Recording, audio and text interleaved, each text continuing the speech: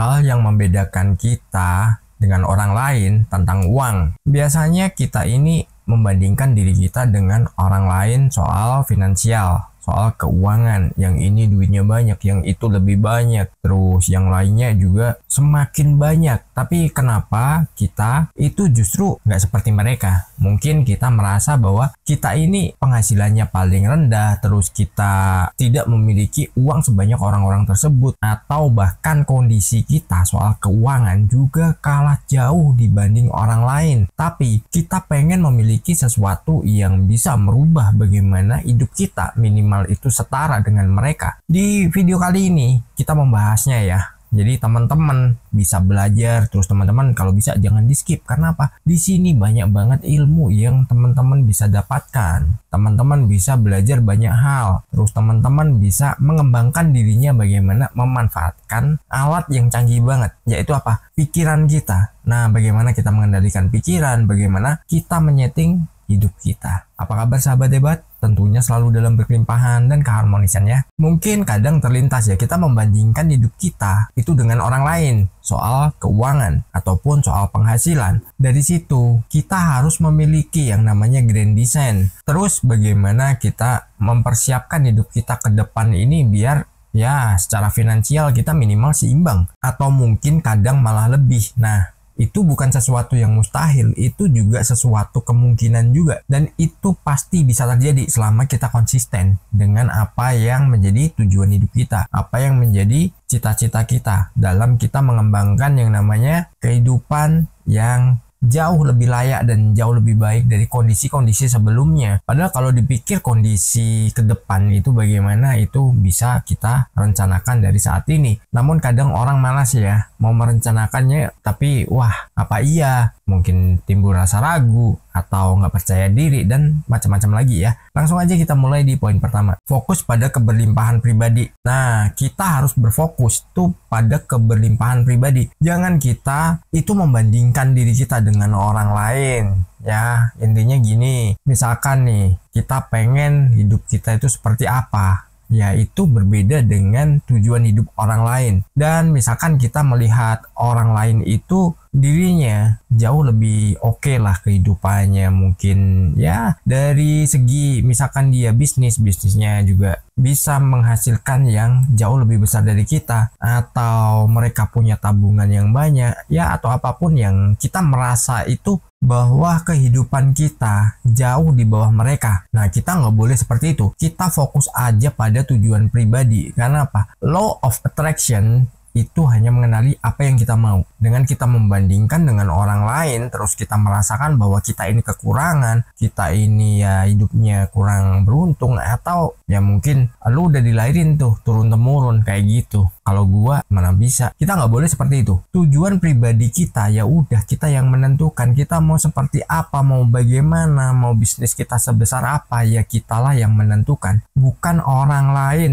Ingat ya, hanya kita sendiri yang boleh menentukan tujuan pribadi. Masa depan kita itu adalah hak personal kita, tapi kita nggak boleh membandingkan juga kita dengan orang lain yang itu mungkin membuat kita ini justru lebih nggak percaya diri lagi, karena kita beranggapan wah nggak mungkin lah, nggak bisa lah, atau berbagai hal yang itu membuat kita ini minder ya. Nah, kita harus pede nih dengan apa yang menjadi tujuan kita, apa yang menjadi cita-cita kita ke depan, impian kita. Yakinlah semua itu bisa terwujud dan semua itu bisa menjadi sebuah realita kalau kitanya mau ya. Ingat ya, aku tahu yang ku mau, atau aku bisa karena aku mau. Nah, ketika kita udah menanamkan hal seperti itu, ya sudah, jalankan aja apa yang menjadi tujuan kita, apa yang menjadi cita-cita kita, dan wujudkan semua impian kita. Mau dari segi keuangan, mungkin ya kita punya kekayaan sebesar apa, kita punya aset apa aja, kita punya keluarga yang bagaimana, dan lain sebagainya. Yang jelas itu semua ditentukan dari bagaimana kita berpikir dan kita membuat perencanaan ke depan ya. Kita lanjut di poin kedua, hargai perbedaan individu. Nyambung dengan poin sebelumnya. Kalau kita melihat orang lain itu memiliki mungkin aset yang seperti apa, terus dia memiliki sisi finansial yang saat ini ya, kita ngomong saat ini ya, itu jauh lebih besar dari kita, sedangkan kita merasa kekurangan. Nah, itu dihindari. Hargai aja mereka yang seperti itu. Misalkan nih, mereka bisa membeli sesuatu, mereka bisa menambah asetnya, hargai aja. Karena apa? Itu adalah hak mereka juga. Kita ikutlah bersyukur. Kita rasakan tuh bagaimana dirinya gembira. Kita bayangkan aja, gambarkan kalau misalkan posisi kita yang mendapatkan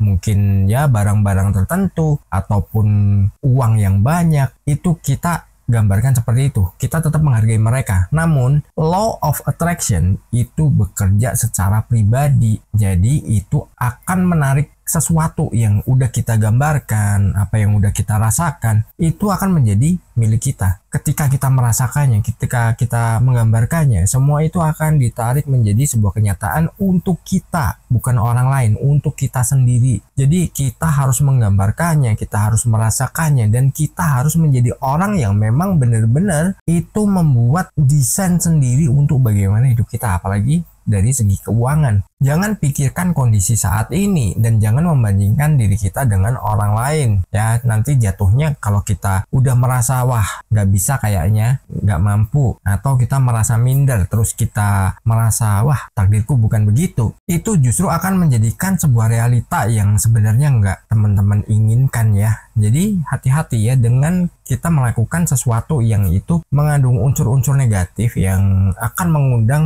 sesuatu yang menjadi ya kehidupan kita, padahal itu nggak diinginkan. Hargai aja orang lain yang bisa seperti apa, hargai. Kalau perlu misalkan itu ya udah ikut bersyukur. Kita lanjut di poin ketiga, berkontribusi dan berbagi. Nah, kita berkontribusi dalam hal apa nih? Kita berbagi dalam hal apa nih? Kita nggak perlu mungkin berpikirnya gini, saya pengen berbagi tapi saya belum ada uang, saya nggak bisa. Saya pengen berkontribusi ke pergerakan ini tapi kok nggak bisa. Nah, dalam artian pergerakan bukan hal negatif ya. Pergerakan di sini adalah bagaimana misalkan kita membuat orang lain itu biar dia memiliki ilmu yang itu mungkin dia seumur hidup nggak pernah mendapatkan sebelumnya. Mungkin harus ikut kelas-kelas yang mahal, mungkin harus ikut workshop-workshop yang mahal, yang harus naik dari jenjang ke jenjang. Nah, kita berkontribusi aja, kita berbagi ilmu yang kita miliki ya. Tapi bukan kita sok tahu, tapi memang apa yang udah kita kuasai. Mungkin teman-teman punya keterampilan apa, ya berkontribusilah. Mungkin di sekitar Anda nih butuh dibimbing, oke, silahkan. Terus berbagi juga itu kita nggak harus dalam bentuk materi. Ya salah satunya ilmu tadi. Ketika kita udah berbagi ilmu, kita akan mendapatkan yang namanya ilmu yang jauh lebih besar lagi. Kenapa? Law of attraction itu akan memberikan sesuatu itu berkali lipat. Contohnya gini ya, dulu pernah kita bahas juga bagaimana ketika kita berteriak di dalam gua, biasanya pantulannya kan semakin banyak tuh, semakin tinggi. Nah seperti itu juga, jadi ketika kita meneriakkan sesuatu, nah itu pantulannya akan berbalik dan itu akan menjadi ya sesuatu yang jauh lebih besar dan jauh lebih banyak. Begitu juga dengan ilmu yang Anda bagikan, Anda akan mendapatkan hal-hal baru, ilmu-ilmu baru, atau bahkan kalau Anda berbaginya, udahlah gue nih ada uang, gue berbagi ini dalam bentuk uang ataupun barang. Misalkan Anda mengambil anak angkat atau Anda membantu siapapun yang layak dibantu. Nah dari situ feedbacknya akan besar banget. Jadi Anda akan mendapatkan sesuatu yang mungkin di luar perkiraan Anda, dan kejutan-kejutan itu bakal datang dengan tiba-tiba dan Anda akan merasa bahagia. Ya, kita lanjut di poin keempat. Jauhi rasa iri, dengki, dan dendam. Ini pernah kita bahas juga ya. Kenapa kita itu nggak boleh yang namanya iri, dengki, dendam? Karena gini, dengan kita memiliki sifat-sifat seperti itu, tahu nggak? Itu justru akan menjadikan diri kita ini semakin sakit. Sakitnya kenapa? Wah, itu bisa beli mobil sport tuh. Wah, itu tokonya nambah lagi tuh. Wah, itu naik jabatan tuh. Nah, ketika kita memiliki rasa-rasa seperti itu, ujungnya apa? Dalam perasaan kita, meskipun itu kita tidak melakukan hal secara nyata, tapi hanya dalam perasaan kita, itu kita justru menariknya. Kita pengen orang celaka misalkan, itu kita menariknya dalam hidup kita. Kenapa? Karena kita membayangkan, kita menggambarkan dan merasakan bahwa kita ingin kejadian itu kepada orang lain. Tapi paham nggak? Itu semua justru kita tarik dan itu semua menjadi kenyataan bagi diri kita. Jadi rasa-rasa seperti itu tolong dihilangkan ya. Biasanya orang yang memiliki rasa-rasa seperti itu,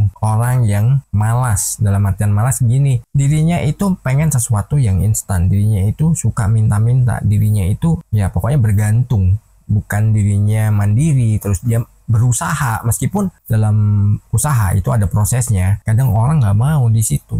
Tapi begitu ada orang lain yang dia maju, orang lain bisa menikmati sesuatu, dirinya iri dan dirinya justru merasa pengen menjatuhkan. Nah, kita nggak boleh seperti itu. Itu harus kita hilangkan. Karena apa? Jangan sampai itu menjadi sebuah tarikan bagi diri kita. Ya, apalagi soal uang. Wah, itu ngepet tuh.